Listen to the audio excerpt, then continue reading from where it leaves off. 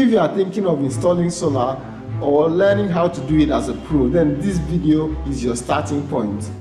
We are breaking down all the components that you need to install a complete solar setup, starting from the inverters, the batteries, the charge controller, and every other accessories that you need to make the solar work. So if that's what's your interest, then hang on till the end. And at the end, I'll be revealing something very important which I know you will be interested in.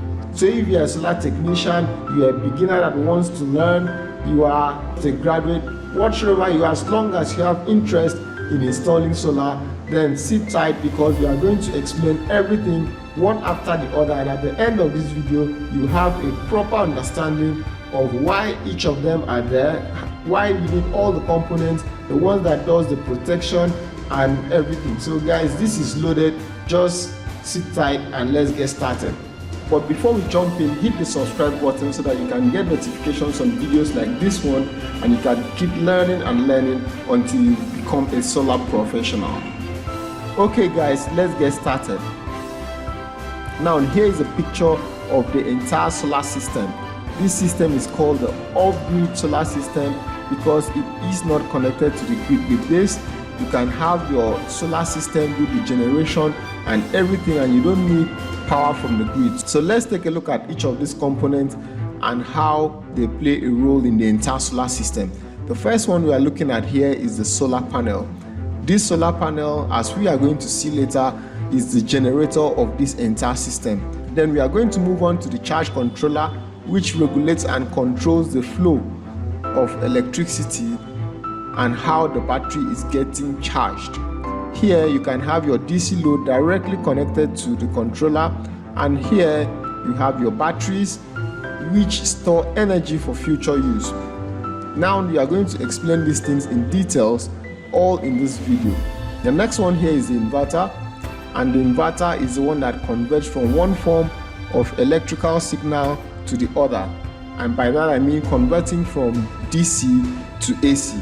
Then finally here you have your load. Now let's get deep into all these things and what they do one after the other. First is the solar panel. The solar panel is the electrical device that is used to convert energy from the sun to electrical energy. Now going back to this other picture, this sun right here is giving out some energy. You can feel the heat of the sun, and you can also feel the light rays coming from the sun. So that is the energy that gets sent to this solar panel. Now this solar panel is designed to trap the light energy and to convert it to electrical signals in the form of direct current. So guys, that is the work of the solar panel. It traps the light energy from the sun and then converts it to direct current. So let's see the next one. This is a charge controller. It is a device that controls the amount of current and voltage used to charge the battery. So what the charge controller does is to regulate the flow of the electrical energy. It protects the battery and doesn't allow the battery to get overcharged or to get over discharged. That is why it's being used. So this guy is very important. And there are two types of charge controller, like you can see here. This one is the MPPT, which stands for maximum power point tracking. This one is more expensive, is far more superior to this one, while this one is called the PWM, which also stands for pulse width modulation. The PWM is cheaper than the MPPT, but is not as efficient as the MPPT. By that I mean that it doesn't work as good as this one over here. So let's move to the next component. Then we have the battery. The battery is used to store electrical energy. Okay, so in your solar system, you have the energy coming from the sun straight to the solar panels. The solar panels convert the energy to electrical signals in the form of direct current. Now it gets sent to the charge controller. The next thing that happens is that the charge controller uses these signals to charge the battery. So this is what happens. In the daytime, you have the sun, you have the light, so the battery gets charged. The load in the house also uses some of the energy generated by your solar panels, alright? But then in the night, the sun is no longer available. If you still want to use your solar panel, you need to have the batteries. That is where the battery comes in. So all the energy that you'll be using in the night will now come from your battery. So depending on how big or how small it is, then you can use it for a very long time or you can use it for a short time. Now there are different types of batteries available in the market, but the two types that are very common are the lead acid type and the lithium ion type. And as you keep learning about solar, as you keep following this channel, you get to understand all these things and you get to know more about the system, and we are here to hold you by the hand and make you understand these things. So guys, if you didn't hit the subscribe button, just do it now as you are listening, so that you can get more and more information and educative videos from us. So let's get to the next one. The next one is the inverter. The inverter is a device that converts from the direct current that we get from the solar panel to the alternating current. Now the type of electricity that is generated from the solar panel is called direct current. Direct current is different from the alternating current. Now alternating current is the type of electricity used in the house by all your regular appliances, for instance your fan, for instance your air conditioner or your printer. All these things, they use the alternating current. So by the time the solar panel generates the direct current, there need to be a device to convert from that direct current to the alternating current that your appliances can make use of. Now we also have some appliances that can use this direct current directly without any conversion. So if we go back to our diagram, this is our diagram. You can see right here from the charge controller where we still have the direct current that there is a DC load. Now these kind of appliances are made specially to use this kind of electricity, okay, called the direct current. We have the DC load here. It can be electric bulb, it can be the fan, it can be anything that uses direct current, but they are made specially.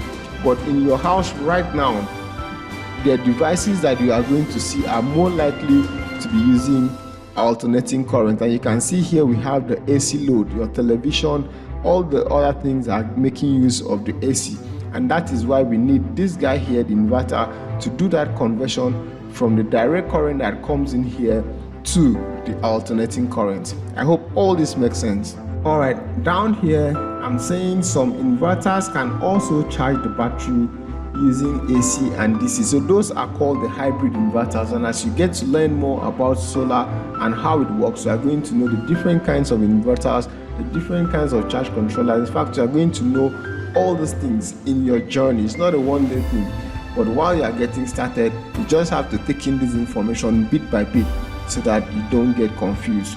Now, going back to this picture, we saw the solar panel, we saw the charge controller, we saw the battery, and we saw the inverter. Now, these are the major components, okay? These are the things that make the entire system to work, but in between these things, there are other things, like we have the cables here that connects these things together, we have the breakers that protects them, we have the fuses, and every other thing in between. And those are the things that we are going to see right now. So here we have other components of a solar power system. The first one here, we have the DC and the AC breaker. Now these ones are used to protect the system. Okay, sometimes you have voltages getting above the rated voltage or the current rising above the rated current. That is when these guys comes into play. What they do is that they'll switch it off immediately, and they won't allow that voltage that is greater than what is needed in the system to go through and damage any other thing in the system. So they are protective devices and they are very important in your system. So as you are learning and as you are growing and you are doing your installation, some clients are going to tell you, no, we don't need them because they don't need that extra cost.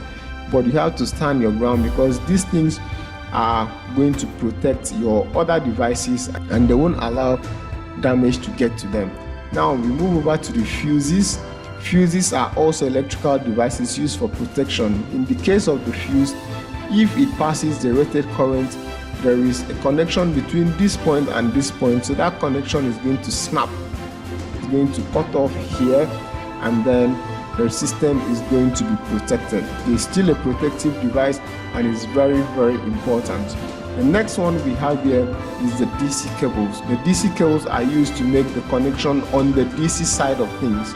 Remember, I told you that the solar panel generates the direct current, which is also known as DC, from the point of generation to the charge controller to the batteries. You need cables, and these are the cables you are going to use. They are different from the AC cables, which are used for the alternating current side of the connection. So the next one I'm showing you here is the AC cables. This one, you use them from the inverter. Now let's go back to the diagram. From this diagram, you can see from here, all the green arrows are the DC side of things, okay? So from here, you are going to need a cable, a DC cable to here, a DC cable to here, and a DC cable to here. But on this side, where you have the AC signal coming out from the inverter, you are going to need the AC cable. Now, all these things, you are going to understand them as you keep progressing on your journey, and then you are going to see them physically, and you are going to know what they look like so that you can know how to make use of them. The next one here is the PV combiner box. Now this one, you hardly see them in a system. When you connect your solar panels and then you have different strings, when you want to combine those strings, you bring them to this PV combiner box, and this will help you do the job. Now you can see inside the PV combiner box, we also have the breaker, then we also have the surge protective device, this thing over here. So you can see that these things are very important. Over here are the fuses. This is the breaker.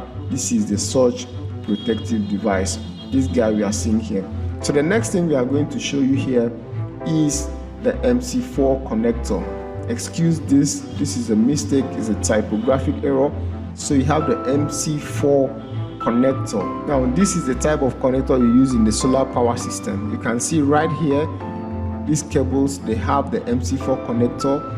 You use them to connect your solar panels to ensure that they are watertight. You know, the solar panels, they stay outdoors, so by the time you make that connection, this will prevent water from going in. This is the standard connector type for the solar panel. You can see this is the male and this is the female.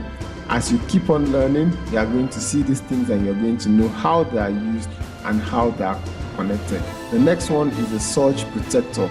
This one is used to protect the system from excessive spike of current. Okay, let's say there's a thunderstorm and then the lightning comes in.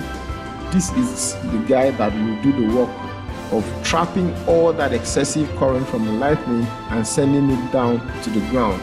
In our subsequent videos, we are going to take all these things and break them down easily so that you can understand them and see how they function. The last one we are going to be examining today is the distribution box. Now, on the AC side of things, for you to send light to your different appliances in your house, to your air conditioner, to your ceiling fan, to your standing fan, to your television and all of that, you need the distribution box. Here you also have the AC breaker that will help control things here, so that if something is not working well, the breaker will go off and protect that entire circuitry from damage. So guys, in our subsequent videos, we are going to be looking at these things one after the other, and I'll be taking you deeper to let you understand how these things actually work, and that is how you are going to get to become a pro in your solar journey. So people, you have not subscribed, go ahead and hit the subscribe button so that we can take this journey together, and we'll go step by step all the way until you get what you want. Deeper into learning about solar, then take the next step. Join our online or our on-site training which hosts at our facility in Karu, and there we'll be breaking down everything one after the other and holding you by the hand to make sure that you understand these things, and eventually you are going to become a solar professional. If you have that interest, then I'm leaving the links in the description section. Go ahead, register anyone that suits you. If you are in Abuja and you are close to our facility, then you can do the on-site training. But if you are not, why not you take the online? It's totally free, and you are going to get on the way to learn solar and become a solar professional. And don't forget to hit the subscribe button so that we can keep going together and keep building a cleaner and greener Nigeria. I'll see you in the next one.